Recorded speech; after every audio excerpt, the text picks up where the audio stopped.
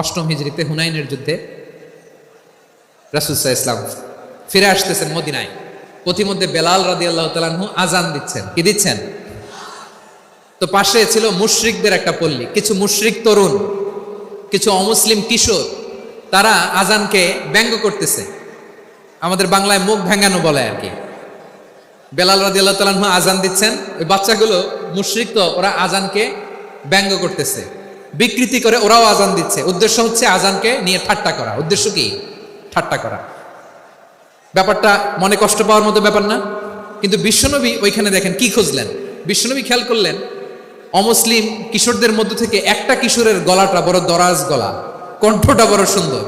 খেয়াল করে দেখলেন যে কিছু কিশোর বেলালের আজানকে ব্যঙ্গ করে, বিকৃতি করে, কিন্তু একজনের কণ্ঠ দেখতে পাচ্ছেন না এত দূরে, কিন্তু কণ্ঠটা বড় সুন্দর, দরাজ গলা। বিশ্বনবী সাহাবীদেরকে বললেন, ধরো এগুলারে, ধরো।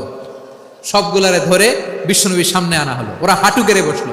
বিশ্বনবী বললেন, তোমাদের মধ্যে কে যেন ব্যঙ্গ করে আজান দিচ্ছিল, তার গলাটা বড় উঁচু, গলার বেসটা বড় মজবুত, মেলোডিয়াস, সুমধুর কণ্ঠ। কে? আবু মাহজুরা বলে, আমার বন্ধুরা সবাই আমার দিকে আঙ্গুল দেখায়, আমি পড়ে গেছি বিপদে। রাসূল সাল্লাল্লাহু আলাইহি ওয়াসাল্লাম বাকি অমুসলিম তরুণদেরকে ছেড়ে দিলেন, বললেন তোমরা যাও। এবার আবু মাহজুরারে পাইছে। আবু মাহজুরার চুলের মধ্যে হাত দিলেন বিশ্বনবী, মাথায় হাত দিয়ে বললেন, এবার আজান দাও দেখি। আবু মাহজুরা বলে, আমি তো আজান দিতে জানি না, কারণ আমি তো বেলালেরটা শুইনা দিছি, আমার তো মুখস্থ নাই, আমি তো আজান দিতে জানি না। বিশ্বনবী বললেন, জানো না? তাহলে আসো, আমি তোমারে শিখাই দেই। সুবহানাল্লাহ পড়ো। আবু মাহজুরা হাঁটু গেড়ে বসে, বিশ্বনবীর মুবারক হাত আবু মাহজুরার চুলের মধ্যে। বিশ্বনবী আজানের মুআল্লিম আবু মাহজুরাকে বলতেছে, ঠিক আছে তোমারে শিখাই দিচ্ছি, আমি যা যা বলবো আমার সাথে সাথে বলো, পারবা? আবু মাহজুরা বলে, পারবো। বিশ্বনবী আজান দিচ্ছেন মাথায় হাত দিয়ে, আল্লাহু আকবার, আল্লাহু আকবার। আবু মাহজুরা এই বাক্যটা পড়লেন। বিশ্বনবী দ্বিতীয় বাক্য পড়তে আরম্ভ করলেন, আল্লাহু আকবার, আল্লাহু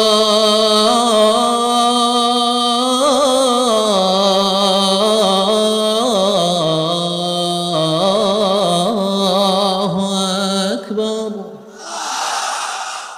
আবু মাহজুরা এই বাক্যটা বললেন। বিশ্বনবী আবু মাহজুরার মাথার মধ্যে হাত দিয়ে তৃতীয় বাক্য বললেন, আশহাদু আল্লা ইলাহা ইল্লাল্লাহ,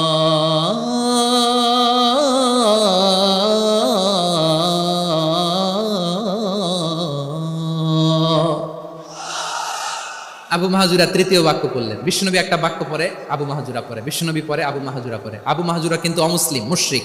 আবু মাহজুরা বলে, এক একটা বাক্য পড়ি আমার কলিজাটা গলে ঠান্ডা হয়ে যায়। এতদিন মোহাম্মদকে গালি দিতাম, এখন মোহাম্মদ আমার মাথায় যখন হাত রাখছে আমার সারা শরীর ঠান্ডা হয়ে গেছে। বিশ্বনবী আজান শিখাচ্ছেন, একটা একটা বাক্য পড়ে আবু মাহজুরাও পড়ে, বিশ্বনবী পড়ে, আবু মাহজুরাও পড়ে। পুরো বাক্যগুলো যখন শেষ, আজান শেষ, আবু মাহজুরাও যখন পুরো আজান পড়লেন, আবু মাহজুরা বললেন, এতদিন মোহাম্মদের চেহারা দেখলে আমার ঘৃণা লাগতো, আজ থেকে মোহাম্মদের চেহারার চেয়ে প্রিয় চেহারা আমার কাছে নাই। আবু মাহজুরা বললেন, ও মুহাম্মদ, আজানের বাক্য তো আপনি আমারে শেখালেন, এখানেই শেষ করবেন না, আপনি আমারে পড়ায় দেন, লা ইলাহা ইল্লাল্লাহু মুহাম্মাদুর রাসূলুল্লাহ সাল্লাল্লাহু আলাইহি ওয়াসাল্লাম। বিশ্বনবীর সাথে দাঁড়িয়ে উনি শাহাদা পড়ে মুসলমান হয়ে গেলেন। এবার আবু মাহজুরা বলে, ইয়া রাসূলুল্লাহ, ইয়া হাবিবাল্লাহ, আমি মুমিন হয়েছি, মুসলমান হয়েছি, আপনার কাছ থেকে আজান শিখার সৌভাগ্য আমি লাভ করেছি গো নবী। আমার কণ্ঠের বড় তারিফ করেছেন আপনি, আমার আজানকে আপনি পছন্দ করেছেন। একটা জিনিস আপনার কাছে চাই, আপনি আমাকে মক্কার মসজিদুল হারামের মুয়াজ্জিন হিসেবে অ্যাপয়েন্ট করে দে। বিষ্ণু ঈসা ইসলাম বললেন, যাও আবু মাহজুরা, আমি তোমাকে পৃথিবীর শ্রেষ্ঠতম মসজিদ মক্কার মসজিদুল হারামের মুয়াজ্জিন হিসেবে অ্যাপয়েন্ট করে দিলাম।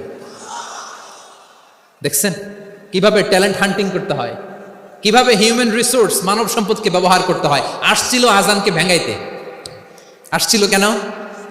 আজানকে ব্যঙ্গ করার জন্য, বিকৃত করার জন্য। আজানকে বিকৃত করতে যে ইসলামের সবচেয়ে শ্রেষ্ঠ মসজিদের মুয়াজ্জিন হয়ে গেল। পড়েন সুবহানাল্লাহ। হযরত আবু মাহজুরা রাদিয়াল্লাহু তাআলা আনহু ওনার এই সুললিত কণ্ঠ ব্যবহার করে মসজিদুল হারামে এত সুন্দর করে আল্লাহু আকবার বলে আজান দিতেন, মানুষগুলোর, মুসল্লিগুলোর, মক্কাবাসীর হৃদয়কে তিনি বিগলিত করে দিতেন, মানুষের হৃদয়কে ঠান্ডা হয়ে যেত। শুধু এখানেই শেষ না আমার যশোরের ভাইয়েরা, বিশ্বনবী যখন সাইয়েদনা আবু মাহজুরা রাদিয়াল্লাহু তাআলা আনহুকে আজান শেখাচ্ছিলেন, বলেন তো বিশ্বনবীর হাতটা কোথায় ছিল? আবু মাহজুরার মাথার সামনে, এই চুলের উপরে ছিল।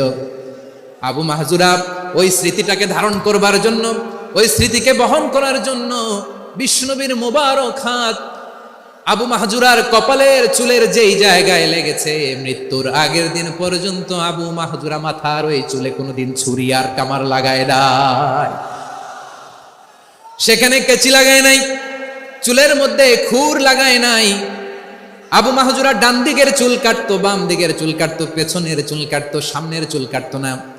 আবু মাহজুরা রাদিয়াল্লাহু তাআলা আনহুর সামনের চুলগুলো বড় হতে হতে যখন এত বড় হয়ে যায়, তিনি চুলগুলো পেঁচিয়ে মাথার মধ্যে রাখতেন, তারপরে তিনি পাগড়ি পরতেন। সবাই জিজ্ঞেস করতো, আবু মাহজুরা এটা আবার কেমন স্টাইল?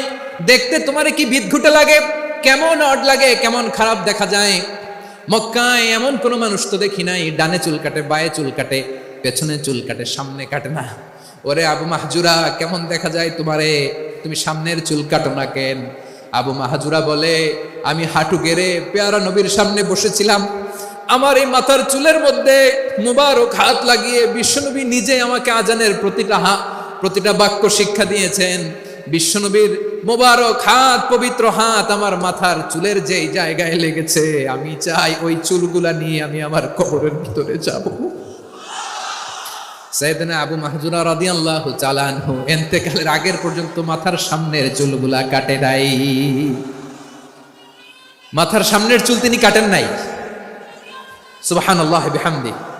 কেমন ভালোবাসতেন বিশ্বনবী সাহাবীদেরকে, সাহাবারা কেমন ভালোবাসতেন বিশ্বনবীকে। সামনের চুলগুলো বড় হতে হতে এত বড় ছিল, পেঁচিয়ে রেখে পাগড়ি করতেন, কাটতেন না। নবীর হাত লেগেছিল। সুবহানাল্লাহ পড়েন। তাহলে what is the lesson? Moral of the story কি? মোরাল অফ দ্য স্টোরি হচ্ছে, আসছিল আজানকে ব্যঙ্গ করার জন্য, বিকৃত করার জন্য, হয়ে গেল মসজিদুল হারামের মুয়াজ্জিন। দেখেন বিশ্বনবী একটা খারাপ সিচুয়েশনের মধ্যে থেকে কি ভালো জিনিস বের করে আনলেন।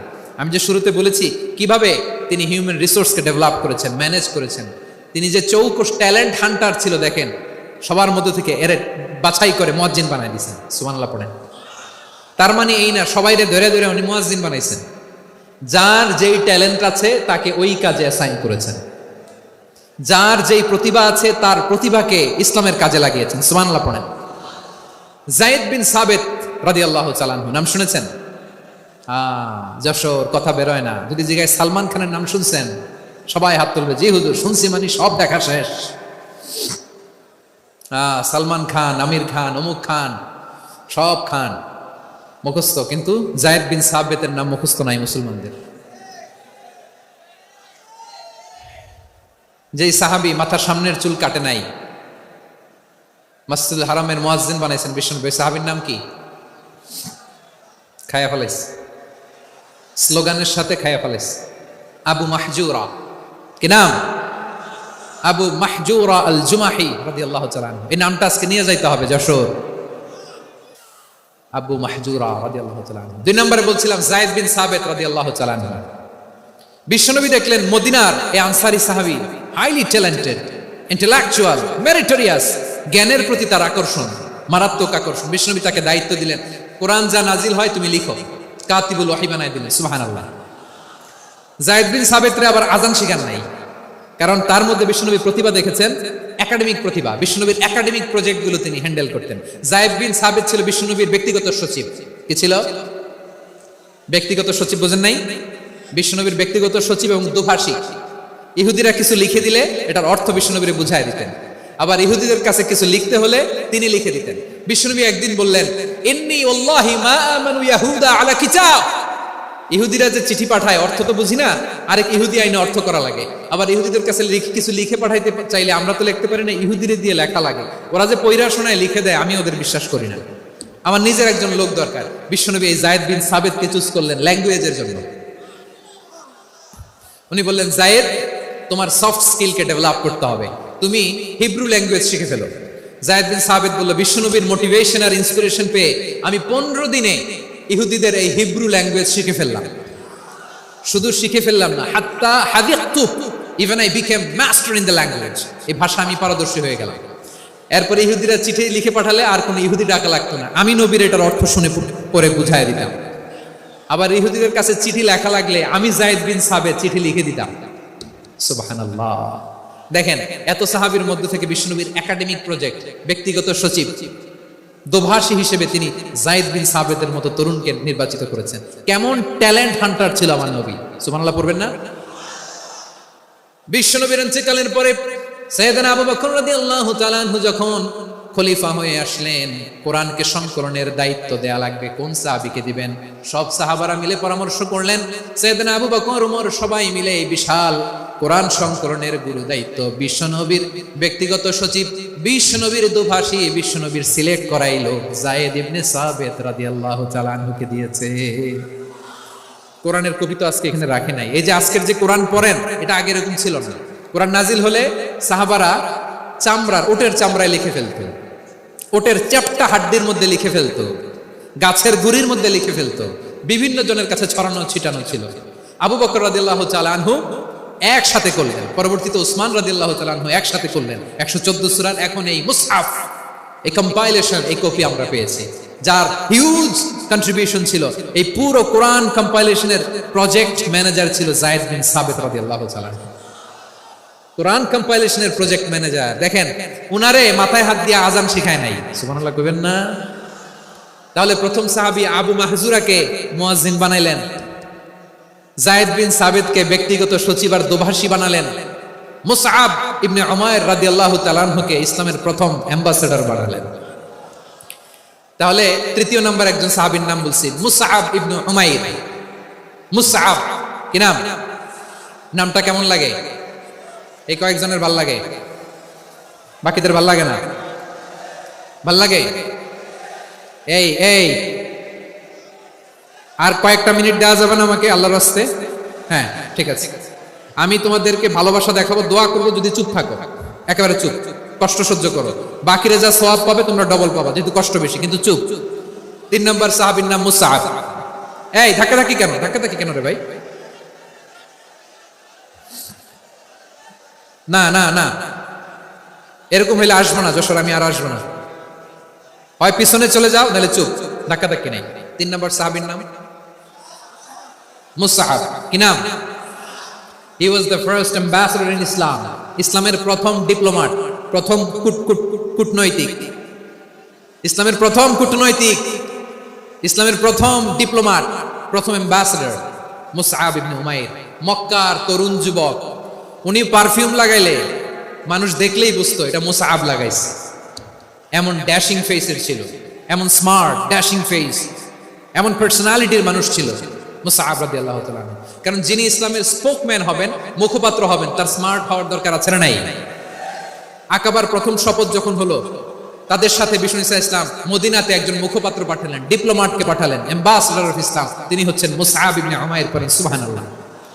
বিশ্বনবী দেখলেন সে অনেক স্মার্ট, তার ডেডিকেশন আছে, সিনসিয়ারিটি আছে, এবং মদিনায় যে আউস খাজরাজ গোত্রের নেতাদের সাথে ডিল করতে হবে, ইহুদিদের সাথে ডিল করতে হবে, ওখানে একজন পাক্কা জানু খেলোয়াড়ের দরকার আছে না নাই? মুসআব ইবনে উমাইর রাদিয়াল্লাহু তাআলা আনহু, ওনাকে বিষ্ণু ইসলাম চুজ করলেন। এবং বিষ্ণু ইসলামের এই চুজিংটা, এই সিলেকশনটা এত সুন্দর ছিল, তিনি মদিনাতে যে বিশ্বনবী আসার আগেই মদিনার জমিনকে তিনি উর্বর করে ফেলছেন। প্রতিটা ঘরে ঘরে কালিমার দাওয়াত তিনি পৌঁছায় দিয়েছেন। জুমার বিধান নাজিল হয়েছে, কিন্তু মক্কায় পরিবেশ নাই জুমা পালনের। বিষ্ণু ইসলাম একজনকে দিয়ে খবর পাঠালেন, যাও মদিনায় মুসাবকে যে বলো, মুসাব তো আমার শিক্ষক, আমার স্পোকম্যান, মদিনাতে যেন তারা জুমা কায়েম করে। বিশ্বনবীর আগেই মুসাব মদিনার মুসলিমদেরকে নিয়ে মদিনায় প্রথম জুমা কায়েম করে ফেলছে। সুবহানাল্লাহ। ডিপ্লোম্যাটদের কেমন হইতে হয়, অ্যাম্বাসেডর কেমন হইতে হয়, মুসআব রাদিয়াল্লাহু তাআলা আনহুর কাছ থেকে শিখে নাও। মুসআব নামটা কেমন লাগে? যশোর যাদের সন্তান হবে, ছেলে সন্তান, আমার রাস্তায় পাইলে সবাই জিজ্ঞেস করে, হুজুর একটা নাম দেন, আমার ছেলে হবে। যশোরবাসীর জন্য আমি একটা নাম দিয়ে দিলাম, নাম রাখতে হবে মুসআব। কি নাম? নামটা যাদের ভাল লাগে, ছেলে সন্তান অনাগত আসবে, মনে চাইলে নাম রেখে দিবেন মুসআব রাদিয়াল্লাহু তাআলা আনহুর নামে মুসআব। তাহলে মুসআব রাদিয়াল্লাহু তাআলা আনহুকে বিশ্বনবী ল্যাঙ্গুয়েজ শিখান নাই, সফট স্কিল শিখান নাই, জায়েদ রাদিয়াল্লাহু তিনি হিব্রু ল্যাঙ্গুয়েজ শিখেছেন, সুরিয়ানি শিখেছেন, কিন্তু মুসাবকে তিনি বানিয়েছেন the spokesman of Islam, the first diplomat, the ambassador of Islam. সুবহানাল্লাহ পড়বেন না? আব্দুল্লাহ ইবনে আব্বাস রাদিয়াল্লাহু তাআলা আনহু বিশ্বনবীর কাজিন, চাচাতো ভাই। আবার মাইমুনা রাদিয়াল্লাহু তাআলা আনহু, মাইমুনা নবীর স্ত্রী, তিনি ছিলেন আব্দুল্লাহর আপন খালা। তো নবীর বউ যদি উনার খালা হয়, নবী তার কি বুঝে নাই, নবী তার কি খালু। তাহলে সম্পর্ক অনেক গভীর, কাজিন আবার খালু, ছোট্ট মানুষ, তাই রাতে মাঝে মাঝে ঘরে থাকতো। বিশ্বনবী দেখলেন আব্দুল্লাহ যেহেতু আমার ঘরে ঢুকতে পারে, আব্দুল্লাহরে এই উম্মতের বড় শিক্ষাবিদ বানাইতে হবে। কথা বোঝে নাই? আব্দুল্লাহকে কি বানাইতে হবে? শিক্ষাবিদ, এডুকেটর অফ দিস উম্মাহ, এই উম্মার শিক্ষাবিদ বানাইতে হবে। তাই আব্দুল্লাহ ইবনে আব্বাসকে বিশ্বনবী হাতে কলমে শিক্ষা দিয়েছেন।